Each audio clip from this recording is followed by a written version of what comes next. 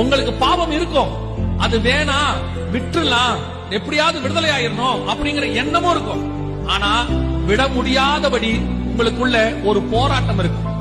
அந்த பாவத்தை செய்யறதுக்கு முன்னாடி வரைக்கும் நீ சொல்லிட்டே இருப்ப, செய்ய மாட்டேன், செய்யக்கூடாது, ஏன் நீ வசனத்தை கூட வாசிப்ப. ஆனா திடீர்னு அந்த பாவம் உன்னை, அந்த மாம்சம் உன்னை மேற்கொள்ள தொடங்கும், அந்த சிந்தனை மேற்கொள்ள தொடங்கும். ஆட்டோமேட்டிக்கா நீ அந்த பாவத்தில் விழுந்துருவ. விழுந்த பிறகு திருப்பி அதை செஞ்ச உடனே உனக்கு ஒரு குற்ற உணர்வு வரும்.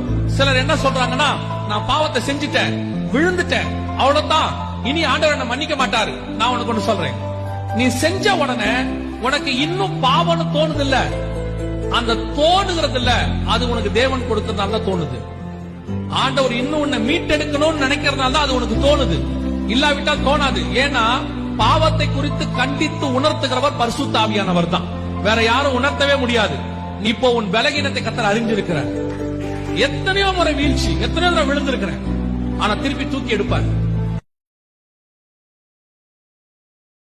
Download ShareChat.